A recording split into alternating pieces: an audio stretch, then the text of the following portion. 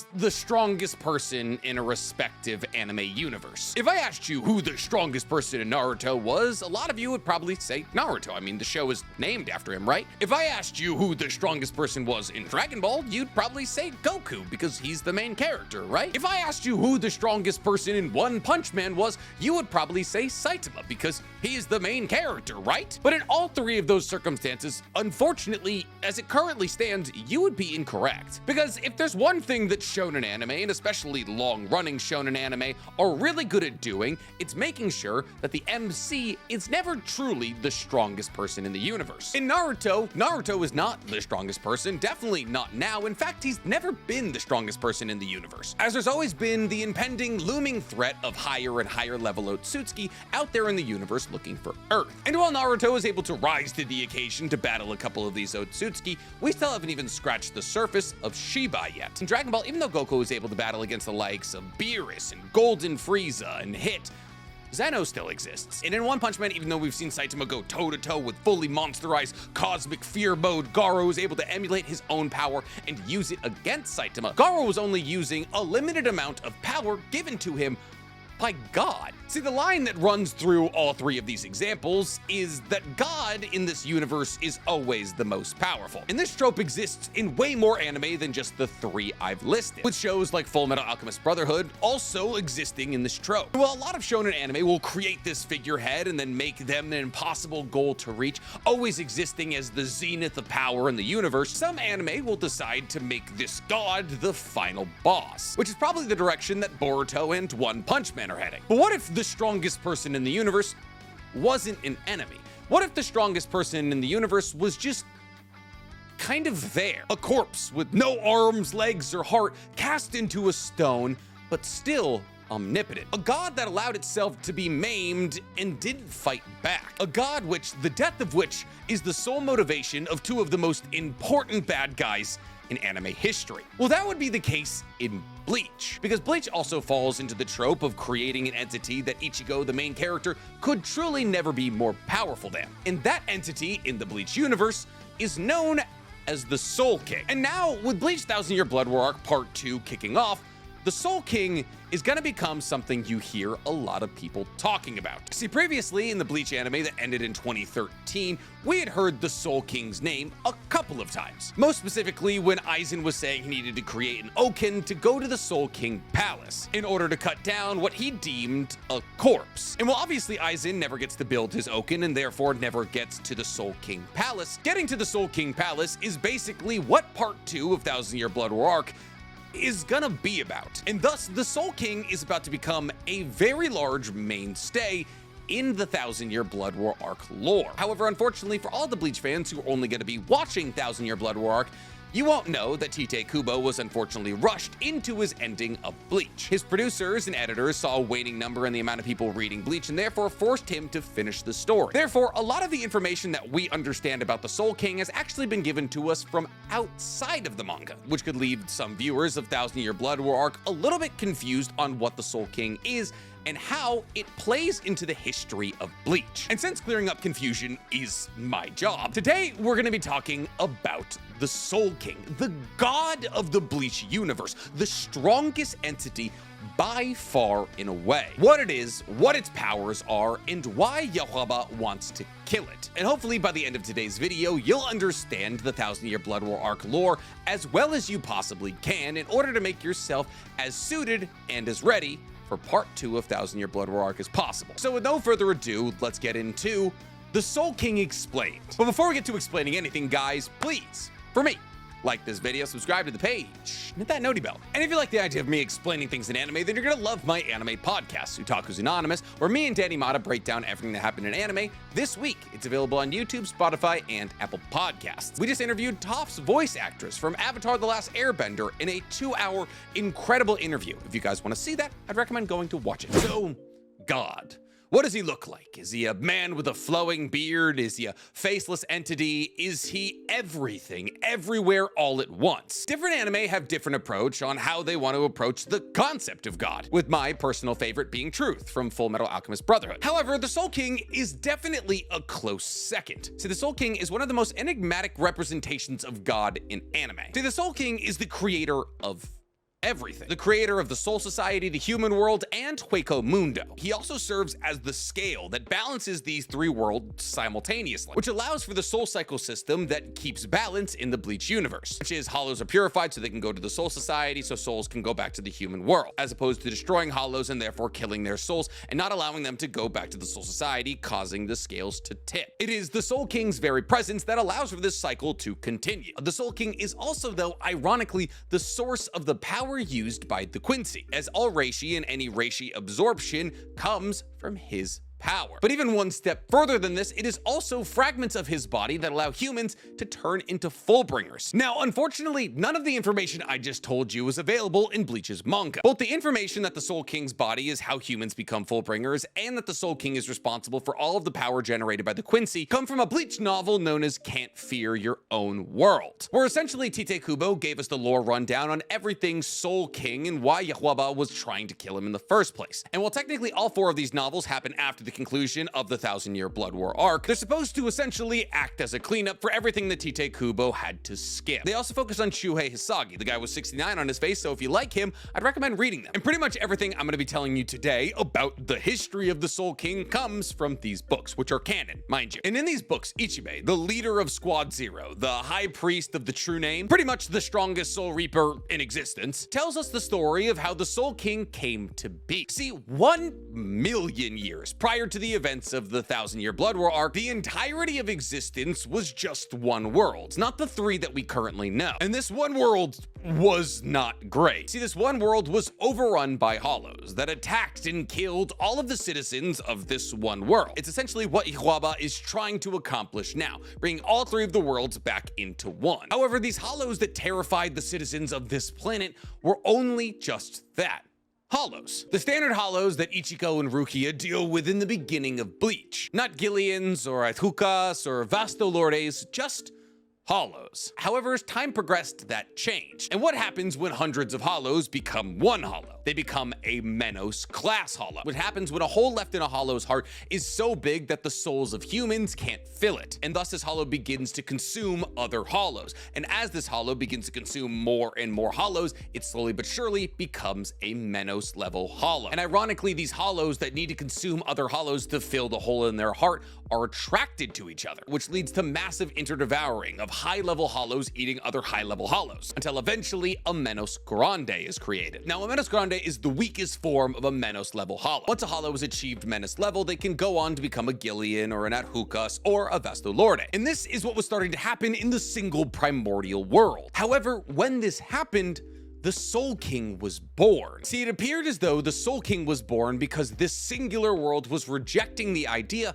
of Menos level hollows. And upon being born, the Soul King, in order to protect the inhabitants of this one planet, destroyed all the hollows that were terrorizing these citizens, which put a temporary stopgap on this world's decline, as all the predatory hollows were dead. However, there was 5 powerful beings from this era that thought this level of status quo wasn't right. See, this level of status quo was only achieved because hollows were destroyed, which they believed was an incredibly unbalanced way to find a status quo. These 5 powerful beings believed that hollows had as much reason to live as anybody else, and therefore these 5 powerful beings decided to work together in order to build a world that they believed was fair to everybody. And therefore these 5 beings teamed up with each other and sealed away the Soul King in a crystal. And after they sealed the Soul King in a crystal, they used his omnipotent powers to split the world into 3 sections: the Soul Society, the human world, and Hueco Mundo, where humans, Soul Reapers, and Hollows would now all have a world they could live, thus creating the cycle of life and death that Yahuaba is trying to destroy. See, that's the thing. Yahuaba is just trying to technically achieve what the Soul King had achieved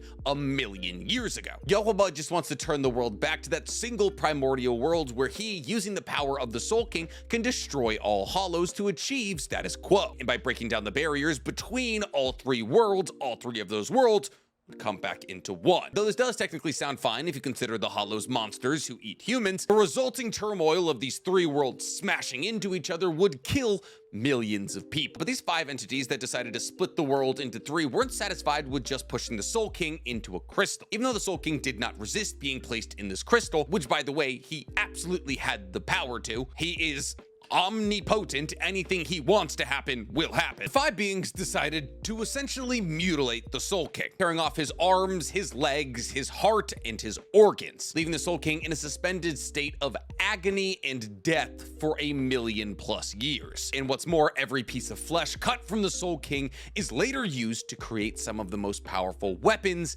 in the entirety of the Bleach universe. But why would the Soul King, who's omnipotent, allow himself to be placed in a crystal? Why would he allow himself to be mutilated? Well, the Soul King can see every possible future for infinity. The Soul King knows everything that will ever happen, and thus the Soul King, from the second he was born, knew what would happen with his life, knew that he would be betrayed by the five ancestors, knew that Yawaba would come looking for him in the Soul King Palace. He knows how the story will end millions of years in the future, and thus, since the story ends with a happy ending, shocker surprise, the Soul King decided he didn't need to resist. He knew how it all would go. Though me personally, when faced with 1,000,000 years of suffering, I probably would have resisted. See, the Soul King is stated to be neither alive nor dead. He's stated to exist between stagnation and progress. This is why, even though the Soul King had his heart and his organs ripped out, he can't die. And further than that, anybody who ever assimilates the power of the Soul King cannot die. See, because a Soul King, or anybody who assimilates a Soul King's power, has an ability known as the Almighty. And this is the Soul King's true power, which makes the Soul King omnipotent and omniscient, meaning he can do everything and he knows everything, which is how he's able to see all possible futures and why he knew he would be sealed away and mutilated. And this omnipotence is how he was able to be the creator of the Fullbringers, the Quincy's, and the Shinigami. But truly, his power is beyond even just that scope. See, you know how we talked about multiple parts of him were separated from his body by the five ancestors? The most important three things that were separated from him were his arms and his heart. See, the Soul King's right arm is called the Arm of Stillness. This arm is also known as Mimihagi. This arm, while being the right hand of the Soul King, is also the right hand of the Soul King, in that it is both his actual right hand and also his right hand man. Now, Mimihagi, just like the Soul King, is immune to precognitive abilities. That is to say, if there's people with the ability to understand all of the futures, like the Soul King, Mimihagi cannot be seen in those futures. That is to say that nobody can predict what Mimihagi will do in the future. The Soul King has the same ability, but that's also his precognitive ability, and only him or people who steal his powers have those powers. Mimihagi also has precognition, just like the Soul King, knowing all possible futures. On top of this, Mimihagi has umbrakinesis, the ability to control shadows. Shadows so powerful that Mimihagi is able to create a wall that can stop Yojaba. On top of this, Mimihagi has the ability to absorb people. Since Mimihagi's body is a shadow, if it envelops somebody in the entirety of its shadow, it can absorb them and take their powers. And since Mimihagi is the Arm of Stillness, it controls stagnation.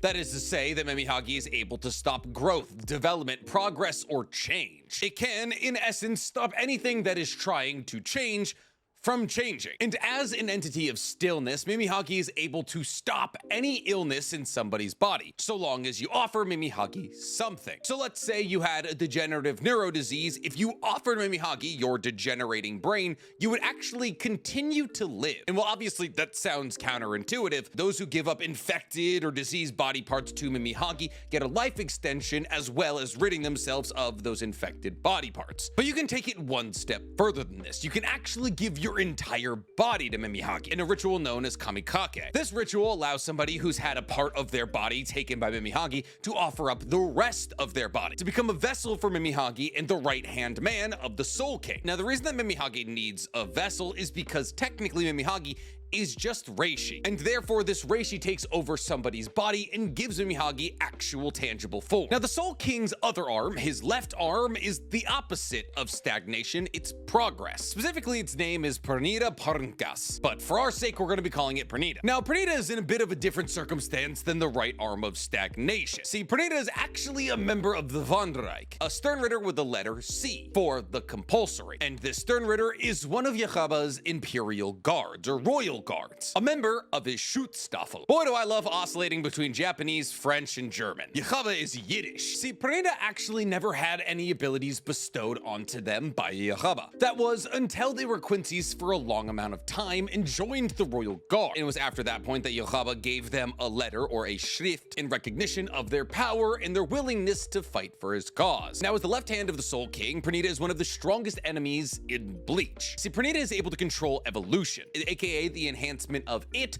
or others. This manifests in a couple of different ways, the first of which being organic evolution. The way this works is Pernida absorbs organic biomass, and by absorbing that biomass, gains new abilities, as well as traits and attributes from the biomass that it absorbs. So if it were to absorb Ichigo, it would get Ichigo's traits, abilities, everything. It also has adaptive replication, which allows it to absorb information by simply touching the nerves of something else, which allow it to touch an opponent and understand their power level and evolve itself to it, as well as sometimes copy the ability of something it touches. It also has anatomy manipulation that allow it complete and total control over its anatomy. It can split up into multiple parts, it can grow new appendages wherever it wants. Pretty much anything it wants to do with its body, it can and it will. And this isn't limited to self-replication. On top of this, Pernida has complete and total regeneration and reconstitution. So if you cut it open, it can heal that, or if you cut it into 1,000 little bits, it can recreate its own body. But maybe its most impressive ability is a thing known as the compulsor, which is where it gets the C from. See, Pernida has the ability to fire its nerves from its body and into the body of an opponent. And upon latching onto the nerves of an opponent, it can control that opponent like a puppet. But this goes far beyond puppetry. Pernida can rip the person's body apart from the inside out once this happens. Essentially, by controlling the nerves at such a level, Pernida can just wrap a body up like a wet towel and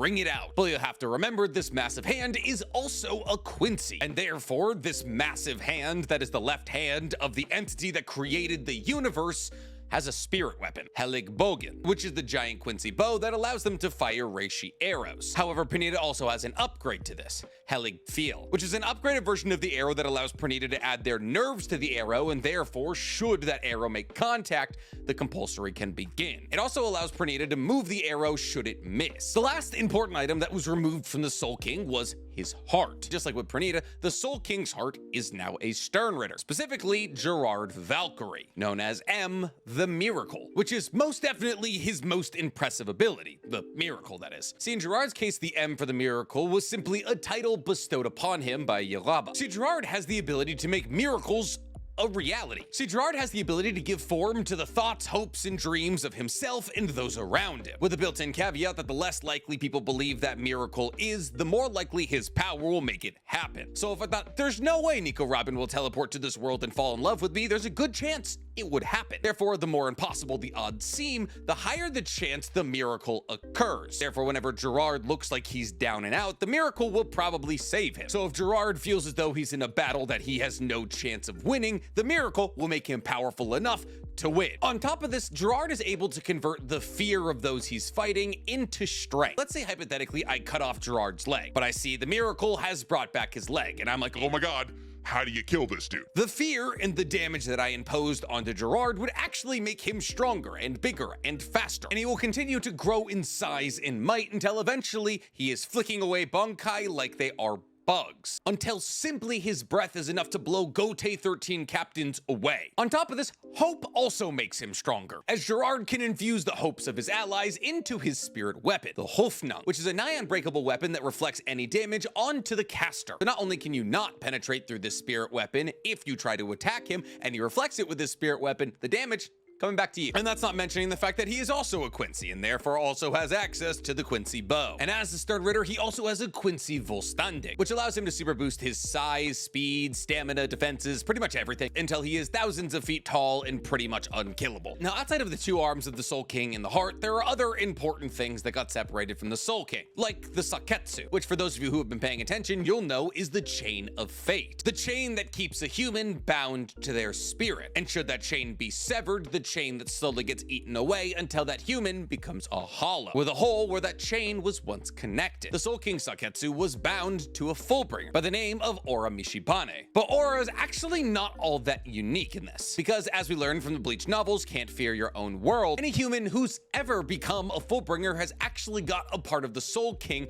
attached to their body. And these parts of the Soul King are actually referred to as the nails. And these nails were bonded to various humans, making them into Fullbringers. And while the majority of these nails were originally collected by Aizen, so he could use their power to feed his incomplete Hogyoku, some were also collected by Tokinada, who's a character from the Can't Fear Your Own World novel. Now, Tokiwana wanted the nails of the Soul King in order to create a hybrid soul, and that hybrid soul name was Hikone, who was created to one day usurp the Soul King. And for those of you who remember, Rangiku was actually bound to one of these nails of the Soul King. And it wasn't until Aizen forcefully ripped one of these nails out of her that Gin decided to betray him. So yeah, basically everything in the Bleach universe revolves around this Soul King. Most specifically, however, the 1,000-Year Blood War arc. And now you know pretty much everything that you need to know about the Soul King heading into the meat of this arc. And now that you're all caught up on the lore, you don't have to worry about asking those silly questions like, oh, why is any of this happening? While you're watching the anime. Just sit back, relax, enjoy the incredible fights, and watch this video again if you ever get confused. And if there's anything else you guys want me to cover from Bleach, tell me in the comments below. And while you guys are down there, please, for me, like this video, subscribe to the page, hit that noti bell. Every Bleach video is just me tiptoeing around people being like, it's actually